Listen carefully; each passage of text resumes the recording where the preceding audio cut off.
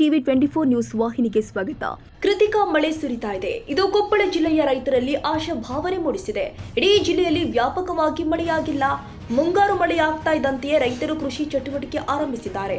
ಆದರೆ ರೈತರಿಗೆ ಬೀಜ, ಗೊಬ್ಬರದೇ ಚಿಂತೆ. ಮಧ್ಯಪ್ರಾಚ್ಯ ರಾಷ್ಟ್ರಗಳ ಯುದ್ಧದಿಂದಾಗಿ ಡಿಎಪಿ ಗೊಬ್ಬರದ ಕೊರತೆಯಾಗುವ ಲಕ್ಷಣವಿದೆ. ರಾಜ್ಯದಲ್ಲಿ ಮುಂಗಾರು ಪೂರ್ವ ಮಳೆ ಅಬ್ಬರಿಸ್ತಾ ಇದೆ. ಕೊಪ್ಪಳ ಜಿಲ್ಲೆಯಲ್ಲಿಯೂ ಕೂಡ ಮುಂಗಾರು ಪೂರ್ವ ಮಳೆಯೂ ಕೂಡ ಆರಂಭವಾಗಿದೆ. ಕೊಪ್ಪಳ ಹಾಗೂ ಕುಷ್ಟಗಿ ತಾಲೂಕಿನಲ್ಲಿ ಉತ್ತಮ ಮಳೆಯಾಗಿದ್ರೆ ಉಳಿದ ಕಡೆ ಮಳೆ ಕೊರತೆ ಇದೆ. ಜಿಲ್ಲೆಯಲ್ಲಿ ಪೂರ್ವ ಮುಂಗಾರು ಮಳೆಯೂ ಕೂಡ 61.6 ಎಂಎಂ ಮಳೆಯಾಗಬೇಕಾಗಿತ್ತು, ಆಗಿತ್ತು 81.2 ಎಂಎಂ ಮಳೆಯಾಗಿದೆ. ಈಗ ಕೃಷಿಕರು ತಮ್ಮ ಭೂಮಿಯನ್ನ ಬಿತ್ತನೆಗೆ ಸಿದ್ಧಗೊಳಿಸಿದ್ದಾರೆ.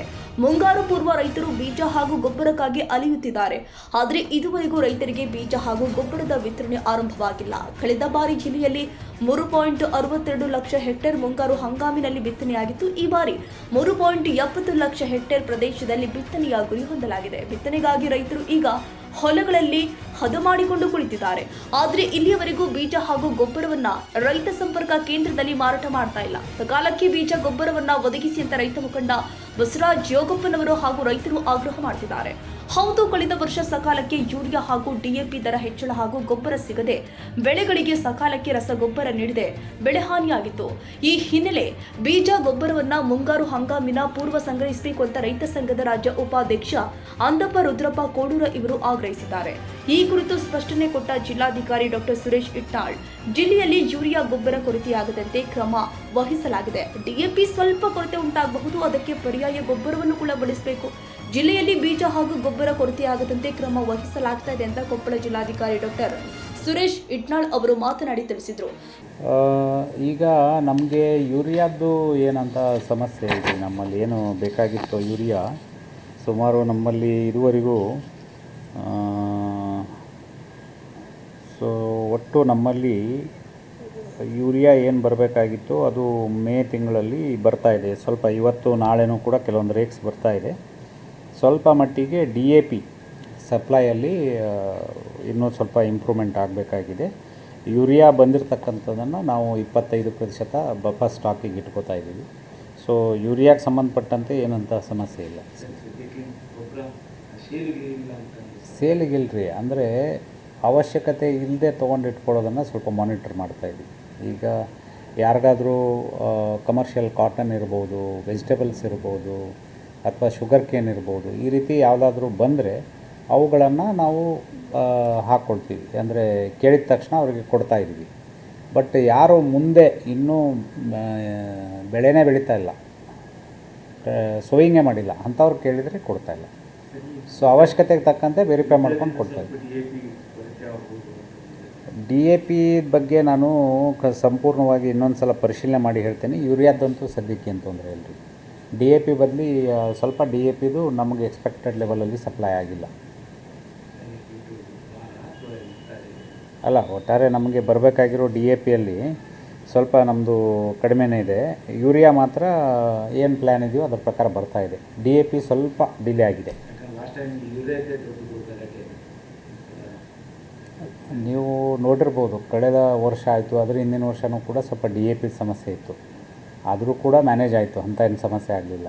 ಯೂರಿಯಾದ್ದು ಕಳೆದ ವರ್ಷದಲ್ಲಿ ನಮ್ಮ ಡಿಮ್ಯಾಂಡ್ ಜಾಸ್ತಿ ಆಯಿತು. ಯಾಕಂದರೆ ನಮ್ಮದು ಬೆಳೆ ಕ್ಷೇತ್ರನೇ ಜಾಸ್ತಿ ಆಗ್ಬಿಡ್ತು.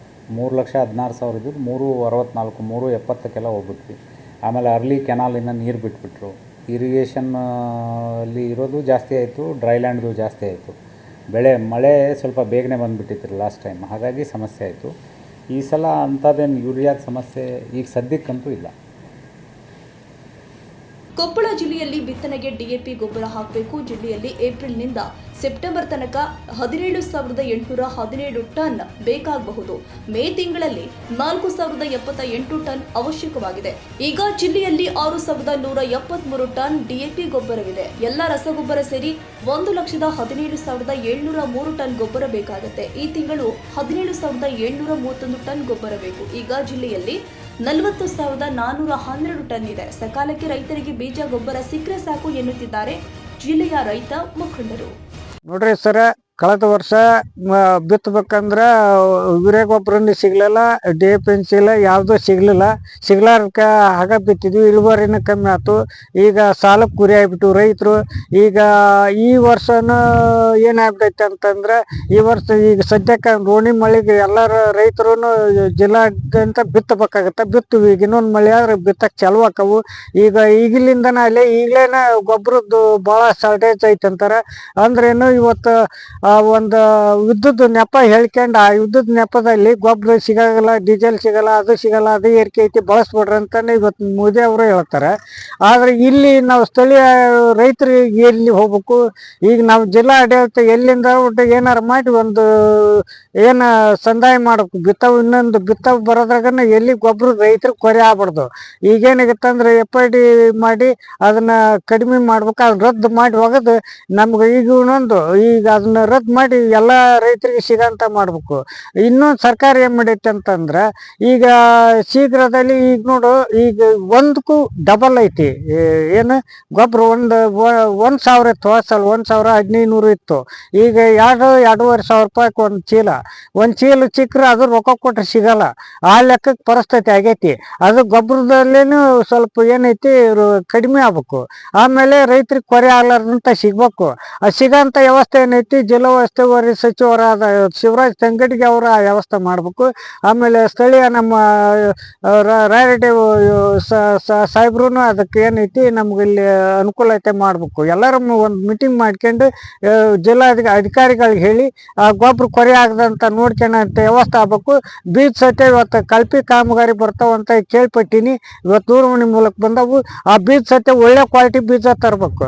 ಒಳ್ಳೆ ಕ್ವಾಲಿಟಿ ಬೀಜ ಸಂದಾಯ ಮಾಡಿ ರೈತರಿಗೆ ಅನುಕೂಲತೆ ಮಾಡಿ ಕೊಡ್ಬೇಕಂತ ರೈತ ಸಂಘದ ರಾಜ್ಯ ಉಪಾಧ್ಯಕ್ಷ ಮಾಧ್ಯಮ ಮೂಲಕ ನಮ್ಮ ಮನವಿ ಮಾಡ್ಕೊಂಡಿದ್ದೀನಿ ಸರ್. ನಾನು ಇವತ್ತು ಕೊಪ್ಪಳ ಜಿಲ್ಲೆಯಾದ್ಯಂತ ಗೊಬ್ಬರ ಸಿಗೋದು. ಈಗ ನಾವು ರೈತರು ಹೋದರೆ ಯೂರಿಯಾ ಗೊಬ್ಬರ ಇಲ್ದಕ್ಕೆ ನಮ್ಮ ಬೆಳೆ ಭಾಳ ಕಳ್ಕೊಂಡೇವೆ ನಾವು. ಅಂಥ ಪರಿಸ್ಥಿತಿ ಮತ್ತು ಈ ವರ್ಷವೂ ಅದೇ ರೀತಿ ಒದಗಿ ಬರುವಂಥ ಪರಿಸ್ಥಿತಿ ಆಗೈತಿ. ಶೀಘ್ರ ಜಿಲ್ಲಾಡಳಿತ ಹಾಗೂ ಸರ್ಕಾರ ಎಚ್ಚೆತ್ಕೊಂಡು ಶೀಘ್ರ ಯೂರಿಯಾ ಗೊಬ್ಬರವನ್ನು ಪೂರೈಕೆ ಮಾಡುವಂಥ ಕೆಲಸ ತಾವು ಮಾಡಿಕೊಡ್ಬೇಕಂತೇಳಿ ನಾವು ಈ ಮೂಲಕ ಸರ್ಕಾರಕ್ಕೆ ಒತ್ತಾಯ ಮಾಡ್ಕೊತೀವಿ. ಇಲ್ಲ ಅಂತಂದ್ರೆ ಬಿಡುಗಡೆ ಮಾಡದಿದ್ದರೆ ಬೀದಿಗೆ ಇಳಿದು ಹೋರಾಟ ಮಾಡುವಂಥ ಪರಿಸ್ಥಿತಿ ಬರುತ್ತೆ. ಅದ್ರಾಗ ಈಗ ನಾವು DAP ಗೊಬ್ಬರ ಬೇರೆ ಬೇರೆ ಗೊಬ್ಬರ ನಾವು ಖರೀದಿ ಮಾಡೋಕೆ ಹೋದ್ರೆ ಅಲ್ಲಿ ಲಿಂಕ್ ಮಾಡ್ತಾರೆ. ಆ ಲಿಂಕ್ ಬಂದ್ ಮಾಡ್ಬೇಕು. ಲಿಂಕ್ ಯಾವತ್ತು ಬಂದ್ ಮಾಡ್ಬೇಕಂದ್ರೆ ರೈತರ ಉಳಿತಾರ. ಇಲ್ಲ ಅಂತಂದ್ರೆ ಇತ್ತಾಗ ಗೊಬ್ಬರಕ್ಕೂ ಕೊಡ್ಬೇಕಿತ್ತು, ಲಿಂಕಿಗೆ ಕೊಡ್ಬೇಕಂತಂದ್ರೆ ನಾವು ರೈತರ ಸತ್ತ ಹೋಗ್ತೀವಿ. ಸಾಯೋಕ್ಕಿಂತ ಮೊದಲು ನೀವು ಸರ್ಕಾರ ಎತ್ತಿಸ್ಕೊಂಡು ಆ ಲಿಂಕನ್ನು ಬಂದ್ ಮಾಡ್ಬೇಕು. ಶೀಘ್ರ ಜಿಲ್ಲಾಡಳಿತ ಬೀಜ ಗೊಬ್ಬರ ಈಗ ನೋಡ್ರಿ ಬಿತ್ತು ಹಂಗಾಮ ಬಂತು, ಇನ್ನೂ ಅರ್ಧ ಬಿತ್ತೇವೆ, ಇನ್ನೂ ಬೀಜ ಸಿಗೋಲ್ದು. ಶೀಘ್ರ ಬೀಜನೂ ಬಿಡುಗಡೆ ಮಾಡ್ಬೇಕಂತೇಳಿ ತಮ್ಮಲ್ಲಿ ಈ ಮೂಲಕ ವಿನಂತಿ ಮಾಡ್ಕೊತೀವಿ. Doddabasappa Hakari, Koppal, Yelburga, TV 24 news. ಕನ್ನಡಿಗರ ಮೆಚ್ಚಿನ ನಿಮ್ಮ TV 24 ಕನ್ನಡ ನ್ಯೂಸ್ ವಾಹಿನಿ ಇದೀಗ ಟಿವಿಯಲ್ಲಿ ಲಭ್ಯ. ಕರ್ನಾಟಕ ಮತ್ತು ದೇಶ ವಿದೇಶದ 360 ಡಿಗ್ರಿ ಸುದ್ದಿ ಹಾಗೂ ಉತ್ತರ ಕರ್ನಾಟಕ, ಬೆಳಗಾವಿ, ಬಾಗಲಕೋಟೆ, ಧಾರವಾಡ, ಹಾವೇರಿ, ಗದಗ, ಬಿಜಾಪುರ ಜಿಲ್ಲೆಯ ಕ್ಷಣ ಕ್ಷಣದ ವಿವರವನ್ನ ಪಡೆಯುವುದಕ್ಕೆ TV 24 ಕನ್ನಡ ನ್ಯೂಸ್ ವಾಹಿನಿಯನ್ನ ಲೈಕ್ ಮಾಡಿ, ವಿಡಿಯೋಗಳನ್ನ ಶೇರ್ ಮಾಡಿ, ಕಮೆಂಟ್ ಮಾಡುವ ಮೂಲಕ ನಮ್ಮ ವಾಹಿನಿಗೆ ಸಹಕಾರ ನೀಡಿ ಮತ್ತು ಚಾನೆಲ್ ಅನ್ನ ಸಬ್ಸ್ಕ್ರೈಬ್ ಮಾಡಿ. Thank you.